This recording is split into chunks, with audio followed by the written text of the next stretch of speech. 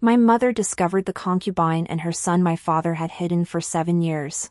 Enraged, she demanded an immediate divorce. But I refused. Because I had been reborn. I knew my father would soon die. After his death, the emperor's various rewards would ultimately benefit that concubine and her son. By not divorcing, we could attain wealth and honor, forever keeping them beneath our feet. My grandmother passed away, plunging the entire household into grief. Yet on the 7th day of mourning, my father brought his mistress and the son she bore him into the main hall. He declared he would take her as a co-wife and register the boy in the family genealogy. My mother's eyes burned crimson with fury. As the daughter of a military family, she could not bear such humiliation. She had known about this half a month earlier, but had endured it for grandmother's sake. Zhao Hu, your shamelessness knows no bounds. You bring this disreputable woman into our home just days after mother's death? I tell you this, it shall not be. I will not allow them to set foot in this house. Bai Feng, do you still think you're the daughter of the Dingyuan general?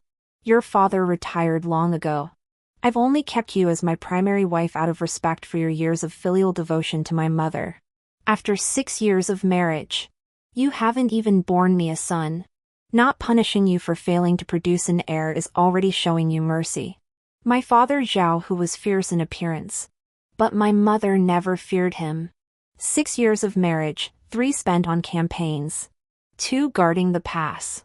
It would be a miracle if you'd fathered a son at all.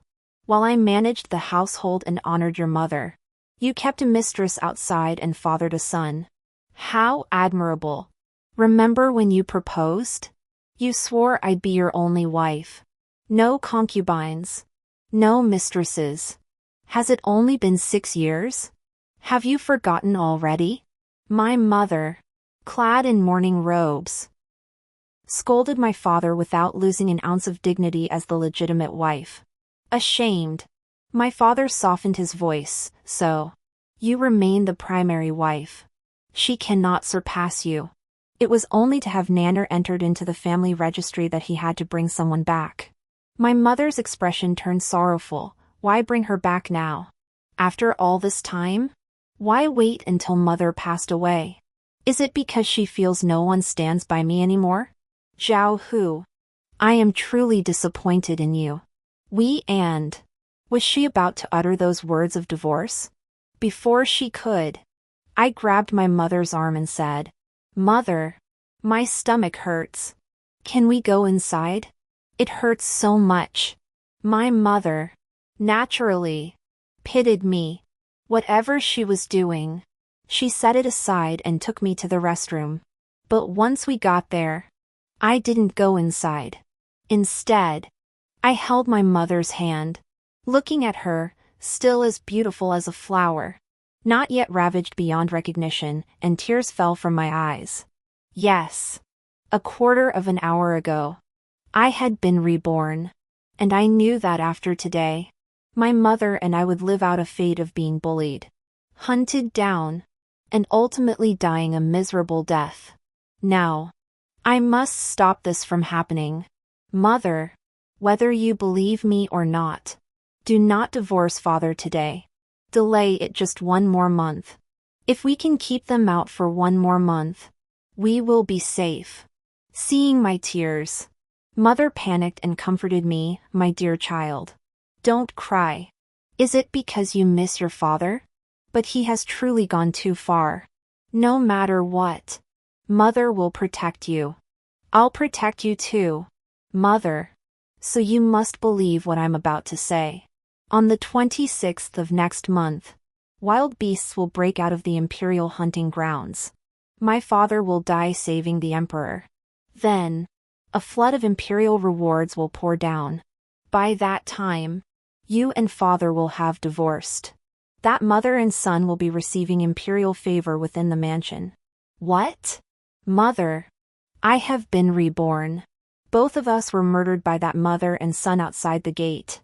Soon, she will threaten to enter the mansion by claiming she is pregnant again. When you hear that, you will know my words are true. I grew anxious. My grip on mother's hand tightening steadily. Too young to control it. Sweat beaded on my forehead and trickled down. Madam, the general requests your immediate presence to oversee matters. A voice announced from outside. Mother composed herself, though doubt still lingered. Given the circumstances, I must assist her. After stepping outside, father again raised the matter of admitting that mother and son into the manor. My mother opened her mouth. Her voice hoarse. Today is the 7th day since my mother passed. This matter must wait. My father sensed her change in attitude, mistaking it for weakness. He pressed, with the clan elders present. This must be settled today. Otherwise, I will divorce you. Mother had indeed intended to propose divorce, but hadn't spoken it aloud. Father seemed to have heard her unspoken words. He knew she likely felt pity for me and wouldn't raise divorce again. He could control her. For the first time, I felt my father was utterly shameless. Now it was my turn to step in. I grabbed my mother's arm and burst into tears. No. Don't divorce her. Father. I beg you. Don't let mother go. I ran over and clung to my father's robe, wailing as if he died. Whispers spread among the crowd, condemning my father's ruthless attempt to force my mother's divorce. Had he merely taken a concubine and granted her status, no one would have criticized him. But to divorce my mother simply because she refused? That cemented his reputation as a man who favored his mistress over his wife. My father had only intended to frighten my mother, never expecting my tears to be so overwhelming. Instead, he had lost face before everyone. He pushed me away. What does a girl know? This is your brother. He will be half the head of the household someday. How could we let him wander the streets? So you're abandoning me and mother? Back then, you were just a 7th-rank military officer. It was my maternal grandfather who promoted you, kept you by his side, and helped you climb the ranks step by step. He even arranged for mother to marry you. Now that you've achieved fame and fortune, you return to cast aside the woman who shared your hardships. I no longer cried and wailed like before. Standing up, I confronted my father, each word piercing his heart. They say children's words aren't to be taken seriously, but mine were well-founded. Everyone who heard them was deeply moved. Some even came to advise my father, urging him to calm down for the moment. Meanwhile, my mother was carefully brushing the dust from my clothes. She had intended to argue further with my father, but suddenly that concubine stepped before her and knelt with a thud. Madam, you are a woman yourself. You must understand the hardships of being a concubine.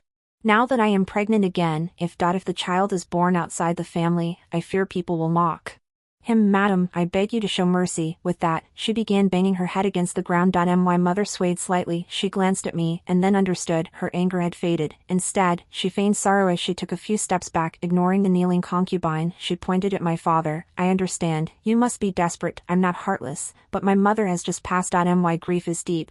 Since marrying into your family, I've never once raised my voice to my mother-in-law. For her peace, I beg you to be dutiful sons. Why not wait until the mourning period ends before celebrating? My father awkwardly rubbed his nose upon hearing this. He glanced at the clan elders gathered, a rare occasion, as it was usually difficult to assemble them. He'd hoped this moment would allow his son to formally acknowledge his ancestral ties, but now, with my mother's words, he instantly became the unfilial son in everyone's eyes. Filial piety has always been held in the highest regard. After this, he would likely find it difficult to gain favor in the court. This clan uncle. What do you all think? Unable to decide for himself, he deferred the matter to the clan elders. Fortunately, they too valued appearances. They merely stated that it was indeed inappropriate to hold a wedding during such profound mourning and that it would have to wait a while longer. They assured him that whenever my father summoned them, they would come immediately. After this dramatic scene, no one could bear to stay any longer. As the outsiders departed, my father's face darkened. By phone, he said, "Today you've made me a laughingstock among my colleagues in court. From now on, you'll reside in your own courtyard. Don't show your face for half a month. Prepare another courtyard for Nanner and his mother. Provide them with all necessities and monthly allowance matching your own. Do you hear me?" Otherwise, I'll cast you out." My mother, abandoning her earlier demeanor, stepped forward and slapped my father across the face. He struck back.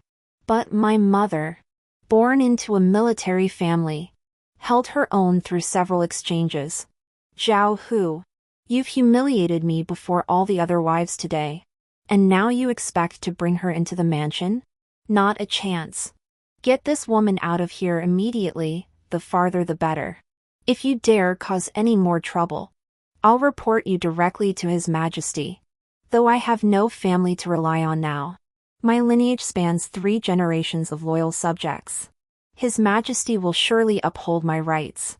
Mimicking father's most irritating mannerisms, mother shut him down completely. Father's eyes blazed crimson with rage. Unable to prevail by force, he resorted to threats. "You shameless woman. You have no manners whatsoever. Mark my words, you'll learn my power soon enough." With that, he stormed off with his son. Before leaving, Nanner shot us a vicious glare. Little did I know that years later, this child would orchestrate my brutal murder.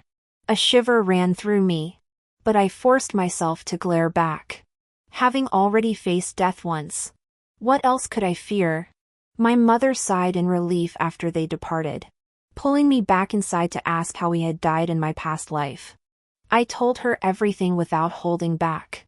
In my past life, after my mother divorced the general, she took me away from the military governor's residence. Since she initiated the divorce, she hadn't taken all her dowry with her. I was young, and she didn't want to make the arduous journey back to her natal home. So we settled temporarily in the capital. Later, my father died. The younger of that mother-son pair was granted a noble title, while the older received an imperial decree of honor. As their influence grew, they began persecuting us. When I was 10, my mother was pushed off a cliff while trying to rescue me from their kidnappers. Less than a year later, they sold me into a brothel. When I tried to escape, that Zhao Nan caught me. He beat and tortured me for a month before I died. I was just 11 years old. Hearing this, my mother's eyes turned red. "My child suffered so much." "Mother, I'm not suffering. I was reborn to make them suffer." "Very well. I understand." After discussing this, we embraced and fell asleep. 3 days later, father came to the mansion again to discuss matters with mother. But she still refused. That mother and son came to the general's residence every day, crying and making a scene. But mother and I simply avoided them. Unexpectedly, one day, while I was asleep, someone picked me up and covered my mouth. As I struggled, I was tossed to an old woman who carried me to a side room. As I was taken away, I saw my father's twisted face, filled with hatred. Beside him stood a man who looked like a beggar. In that instant, I understood he wanted to destroy my mother. In my past life, I thought perhaps my father still had some affection for us, that it was all that mother and son's fault. Now I see how utterly mistaken I was. The wet nurse beside me clearly witnessed everything. Yet she still forced me into the room. "Very well. You want to push me?" With fierce determination, I knocked over the brazier. Before long, the room was engulfed in flames. Standing amidst the fire, I found myself laughing. In the blink of an eye, someone outside had spotted the blaze. Screams of fire erupted, and the small courtyard descended into chaos. A kind servant pulled open my door. I tossed the lamp to the floor and ran to my mother's room while they fought the fire. My father emerged from inside, followed by my mother. Her hair was disheveled, a wound at the corner of her mouth, but she clutched a gold hairpin stained with blood. I threw myself into her arms, saying nothing, only glaring coldly at my father. He seemed flustered for a moment, then glared back at me. "Carry the young lady away. Someone, take the lady," She has been unfaithful. Caught in the act of adultery in her room. Report it to the authorities immediately and send her to the magistrate's office. The audacity was beyond belief. Yet no one moved. My mother wiped the blood from her lips and sneered coldly, the general jests. I've managed this household for years, who doesn't know my temper? That was merely a petty thief trying to steal during the fire. I dealt with him on the spot. Nonsense. My men can testify, we clearly saw. My father pointed at the 2 soldiers he'd brought. My mother demanded, "Why is an outsider in the inner courtyard of my residence? Seize him and take him to the magistrate's office for punishment." "Yes, ma'am." Hearing this, several servants rushed forward and overpowered the 2 soldiers. My father pointed at them angrily. "I am your master. Father. You've been away all these years. Mother has managed the household exceptionally well. If you don't like it, you can go live with your son. And father. Do you really enjoy wearing that green hat? I've never seen a man so shameless in my life." I finished speaking and giggled. A touch of madness in my voice. "This is the daughter you taught? How could she utter such shameless words?" My father hadn't expected such words from a young girl. His face turned green with fury. "I think my daughter is absolutely right. You really are a bit unhinged. You. All of you." My father was so enraged he nearly drew his sword. But in the end, he stormed off in a huff. He didn't even bother with the men who had come with him. Does such a man even deserve to be a general? Everything he has comes from my maternal grandfather's protection. Yet he plots to harm his own daughter. Truly worse than a beast. As soon as he left, I pointed and ordered, "Seize that treacherous hag." Soon, the old woman who had just carried me into the house was brought before my mother and me. She frantically kowtowed, pleading, "I only wanted to save the young miss. I never meant to harm you. Ha! All these years in this household, you ate my mother's food, drank her water, and the moment that man returned, you turned your back on us. And you, the gatekeepers from earlier, come forward too." I commanded. My mother stood motionless beside me, cold and distant, yet seemingly backing my resolve. Soon, the 4 gatekeepers who had let my father and the others in, along with the old woman, were all kneeling on the ground. I glanced at my mother. She stroked my head and said, "You decide their fate." "Very well," I said. "I won't take your lives." Relief washed over their faces. They thought, after all, she's just a young girl. She can't be that ruthless. "Starting today," I declared, "the 4 of you men will marry this lady. Those without wives or children have no ties to sever. Those with families must cut all relations. Your monthly allowance will be paid directly to your wives and children.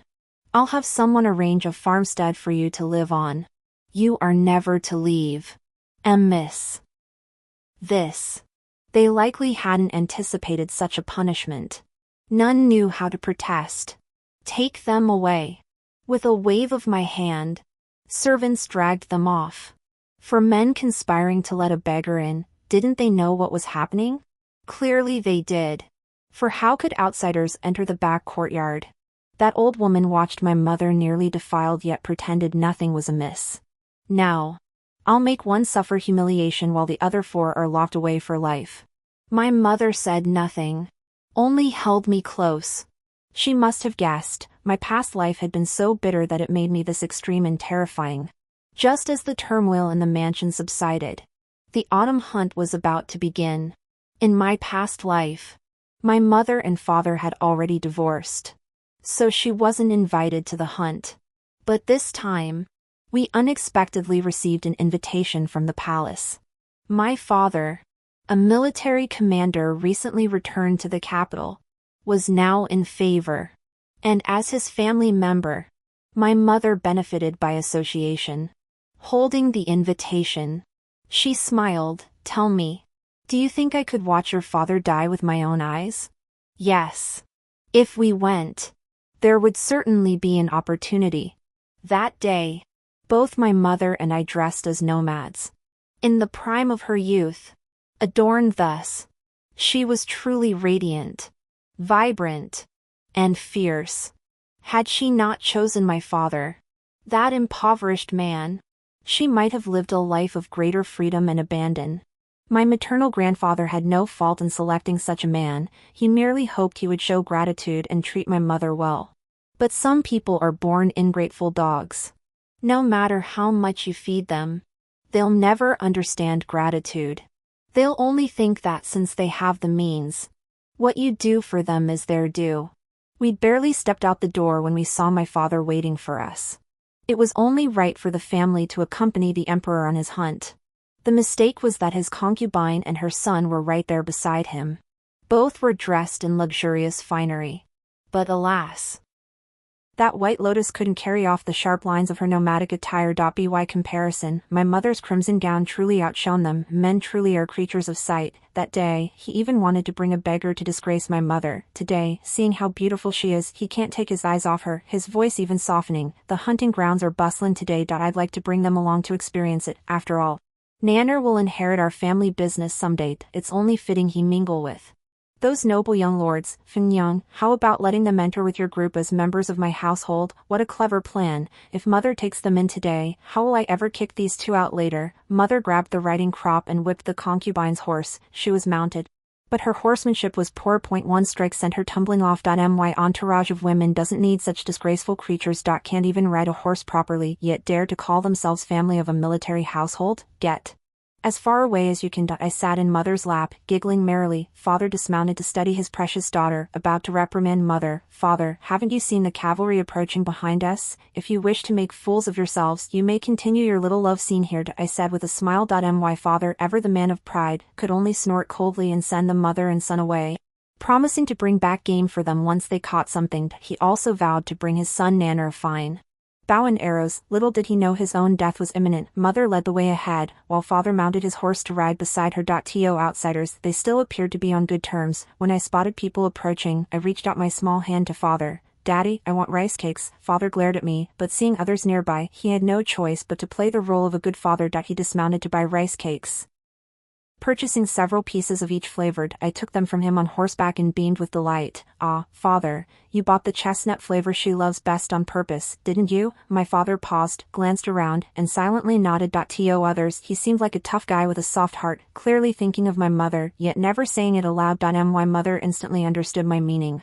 She lowered her head shyly and murmured softly, "Thank you, husband, for still remembering what I like to eat." My father stared wide-eyed at us, as if looking at two fools, but he didn't know that from this moment on, everyone would know how deeply he loved my mother and how exceptionally kind he was to me, his daughter. From then on, it would be rather unlikely for that mother and son to gain entry into the mansion. An unloved concubine is worth less than rotten cabbage.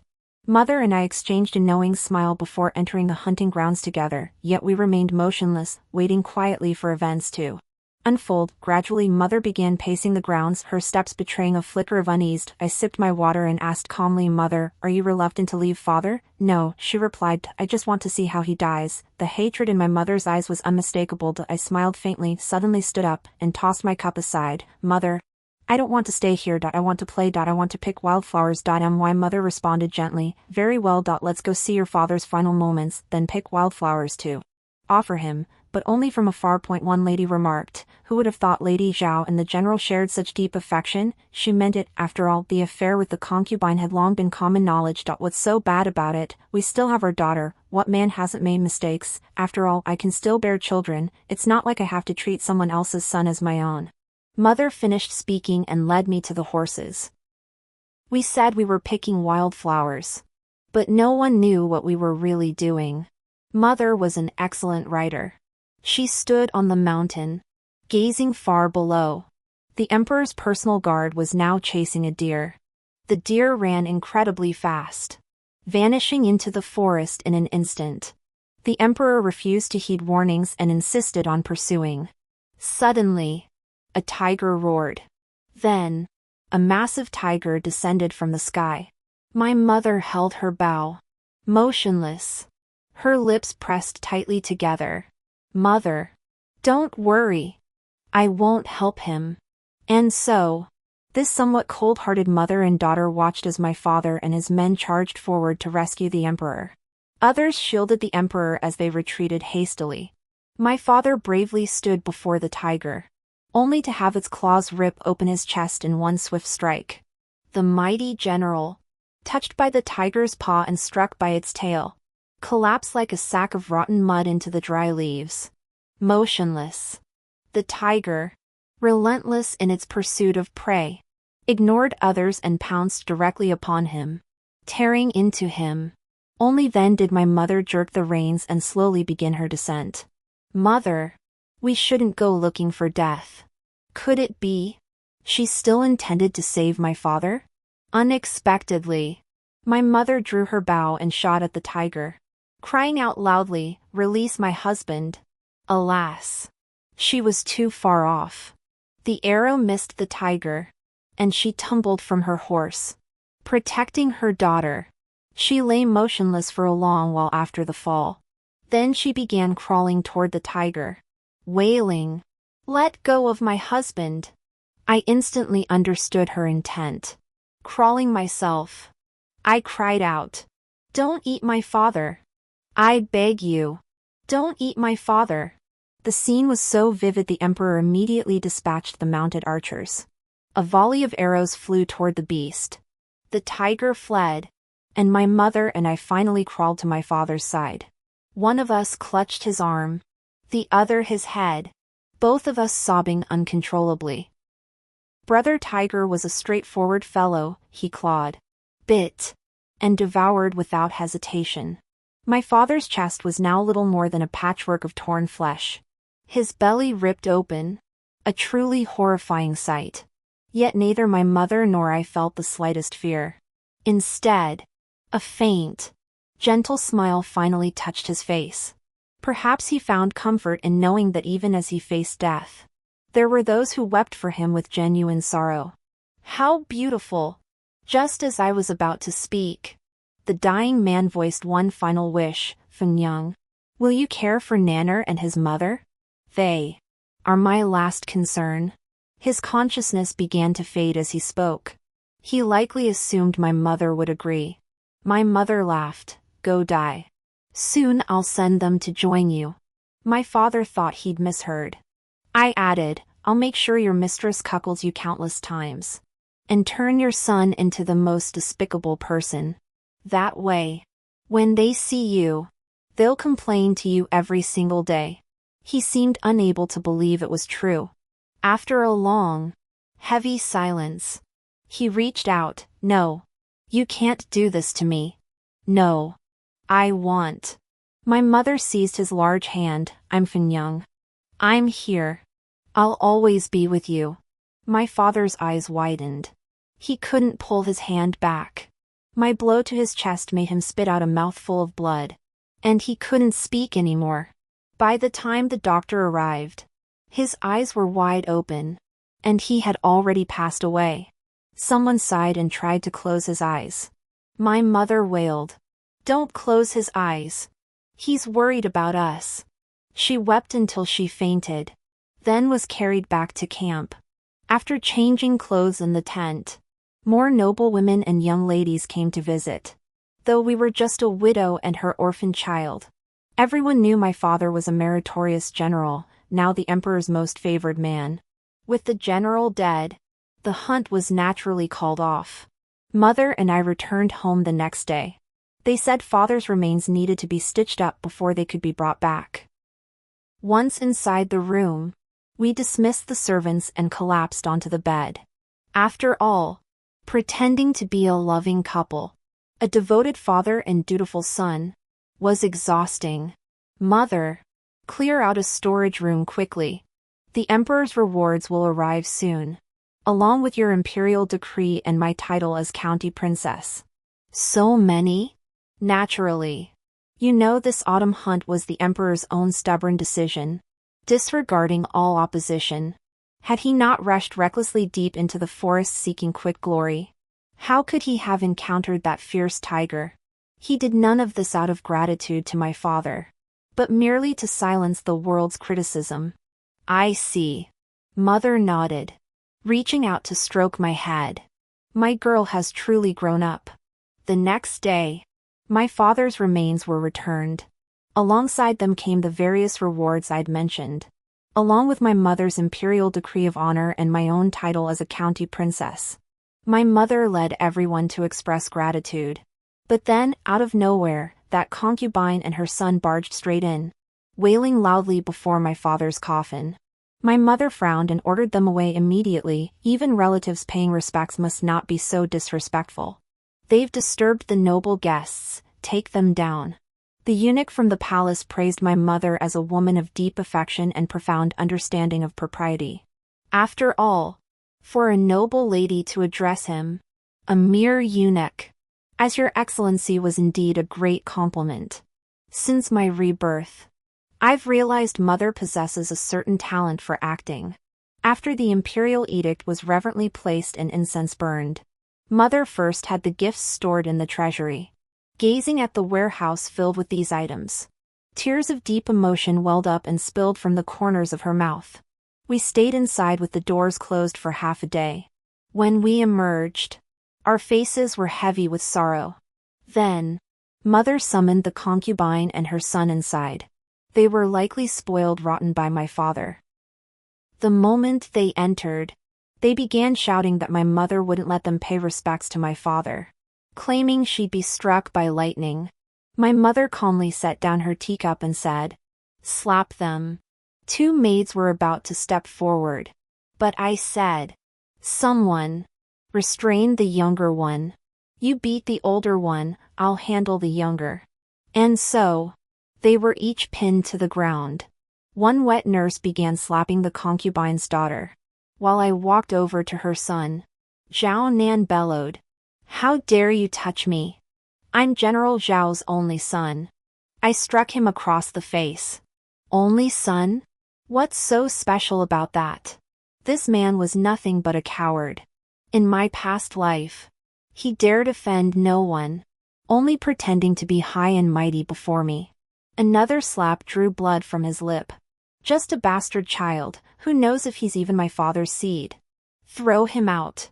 Every time he comes back, throw him out again. My mother stood motionless, maintaining the dignified demeanor of a noble wife. With a wave of her hand, servants promptly carried out her orders.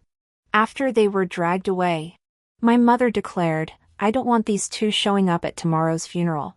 If they do, the consequences will be more than you can bear." The day of the funeral truly shook the entire city. Though my father was scum, quite a few people came to pay their respects. But that concubine and her son were like maggots in a sewer, they could never crawl into the sunlight. Returning home that night, I found them both beaten and covered in wounds again. Their attitude was no longer as brazen as before. Instead, they put on a pitiful, pleading act. The concubine's daughter wailed that she had no family, that she had always been cared for by my father. And now that he was gone, she had no one left to rely on. My mother retorted, "And what does that have to do with me?" "Oh, and the place you're living in now belongs to the general's estate. You should return it." The concubine's daughter wept, convinced that with my father gone, even if only for bearing the son, it was only right to grant them some property to live on. Little did she expect not only to receive nothing, but to have everything taken back. This simply cannot be. This is the residence the general gave to us. Mother and son. The general is now gone. Yet the deeds are still in my possession. You have 3 days to move out. Otherwise, don't blame me for having you removed. My mother glanced at her fingertips, then lowered her hand for the maid to continue polishing, issuing orders without so much as a glance. Those two had been so arrogant before us in their previous lives, now they were utterly wretched. The concubine's daughter wailed loudly, but my mother remained as cold as ice. In the end, they were driven out of that grand mansion. The servants inside were all paid their monthly wages and sent back to their own homes. The concubine then dragged her child to the front gate of the general's residence to cause a scene. She had barely begun crying when my mother had her dragged inside. Standing high above them, my mother relished the power to crush others. What more do you have to say? How dare you cause trouble at the estate gates? Bring men. Beat her. Beat her until she submits. Then we'll talk properly. The concubine was beaten until she wailed for her parents. Zhao Nan, enraged, lunged at my mother to fight, only to have his leg shattered by a single blow from a staff. My son, she said. He is General Zhao's only heir. Don't you fear he'll haunt your dreams? My mother smiled. I smiled too. If we fear no living man, why should we fear the dead? Still, I tugged at my mother's sleeve and said, enough. Mother. Let them live. My mother nodded reluctantly. Since you insist. My child. I shall spare their lives. The general has a subordinate named Ma. A simple and honest man. Starting today, you will marry him as his third concubine. I am the general's wife. How can I become another man's concubine? No sooner had the mistress spoken than mother hurled a cup at her face. You are the general's wife? Then what am I? This is your only way out. Otherwise, you'll be begging on the streets. I am now a noble lady by imperial decree. Do you think a commoner like you can stir up trouble and expect someone to testify for you? The dead can never surpass the living. My mother and I have already played out a convincing drama of deep affection before the emperor. We have both wealth and status. These past few days, we've also befriended the so-called proper wives and ladies who claim to care for widows and orphans. Even if this concubine and her son make a huge fuss, no one will pay them any mind. As for me, I can't very well marry someone else with my son in tow. After all, he is the general's flesh and blood. This is her only option, to hope my mother will take pity on the general's sole heir and spare them. Even if it meant dismissing them with a small sum, that would suffice. For once they received payment, they would inevitably return to demand more. She waited only for the day her son grew old enough to seek out Zhao Hu's former soldiers in the army, where he would surely find protection. I had long understood her plans. Given her nature in her previous life, she was never one to be manipulated, and her desire for revenge ran deep. As Zhao Nan is the general's son, I shall keep him in the mansion under my care. There's no need for you to cause any more trouble. My mother's meaning was clear. She wanted the woman to believe my mother feared her agitation. Zhao Nan had fainted from the pain. My mother summoned attendants to tend to him, which finally eased the concubine's mind. In this world, a woman must cling to a man to survive, especially one as enchantingly beautiful as her. So my mother married her off, giving my dead father his first cuckold's hat. Didn't he love her? Wasn't it true love? To send this woman as a concubine to his subordinate, I wonder how he feels about that in the afterlife. That very night, we shared the news with my father's spirit tablet. Perhaps spirits dwell beneath the earth, for his tablet toppled over while my mother and I laughed. After securing her position, she entrusted his son to a famously strict military commander. This general was notorious for his severity. Zhao Nan, ever the pampered son favored by my father, was no match for such training. Compounding this was a friend who constantly whispered complaints in his ear, tempting him to flee the general's residence. Thus, barely half a year after entering the residence, he fled the general's mansion with that friend. I overheard his friends say they were heading to Yunzhou, where my father's former troops were numerous, and he intended to seek refuge there. I snorted with laughter, then go along with him. How utterly foolish. Do you think I'd let him reach Yunzhou safely? What can we do, sir? Didn't you steal some money from that general? Go spend it all on food, drink, and pleasure. It'd be best if you came back drowning in debt. Oh, and I hear gambling can make you lose all sense of reality. Give that a try too. Yes, sir. Zhao Nan stole the money and fled. The general came to the mansion to apologize to my mother. My mother sighed. Though he's a concubine's son, he's still the general's bloodline. Even if his character is flawed, we must find him first. What fault is there in you teaching him with such care? The General wept bitterly, first praising my mother's kindness and righteousness, then immediately setting out to find the young master. Alas, with me as the mole within, he could never locate him. As for that concubine's daughter, her disposal was far simpler. She had married General Ma, who was actually a violent man. Though he seemed normal when sober, he loved to beat women when drunk. Whenever the concubine was beaten, she would come to my mother to complain. My mother would immediately summon General Ma to speak with him, casually suggesting that if the concubine no longer wished to live with him, he might as well sell her off. After all, she was Zhao Hu's concubine, just don't go too far. General Ma returned home and sold the woman to a deputy general as his concubine. That very night, my mother and I placed the second pair of green horns before my father's memorial tablet. Another year passed, and 5 green hats now lay before my father's spirit tablet. His beloved concubine, ostracized by the legitimate wife, was pushed into a well and lost her life. In the afterlife, I wonder if my father, that man so concerned with appearances, pitied her, or simply extinguished her. As for his precious son, he's now a hopeless gambler, drowning in debt. It's time to close the net. I rode by carriage to another province, personally overseeing as debt collectors cornered him in a dilapidated temple. He saw me. Sister, save me! Sister, save me! In my past life, I begged him to spare me out of blood ties, yet even a clean death was denied. This lifetime, I won't let him off. I had a chair brought for him to sit on. I'll repay your debts for him. At this, Zhao Nan's face lit up with hope.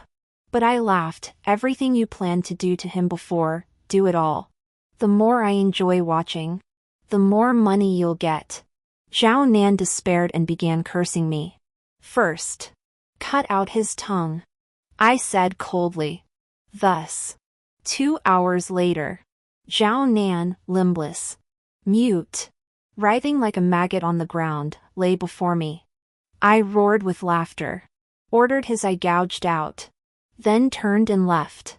Returning home, I placed the eyeball before my father's memorial tablet. This is the first.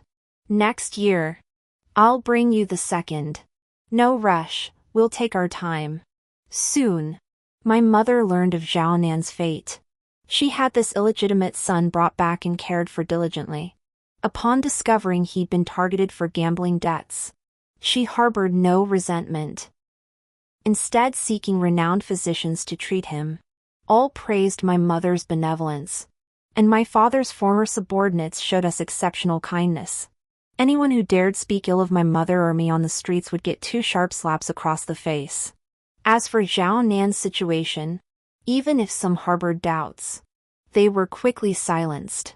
Now my days unfolded thus. Mornings were spent learning poetry, literature, etiquette, and music like any proper young lady. Afternoons were reserved for tormenting Zhao Nan, who could only lie in bed. I sprinkled a layer of strange insect powder into his injured eye. These insects were minuscule, yet alive. They crawl slowly into your eye sockets, devouring one eyeball at a time. Then your brain. Ha ha. You'll suffer terribly, the pain might last years. Unable to speak, he could only glare at me with his remaining eye. What are you staring at? If you'd won today, you'd be doing the same to me.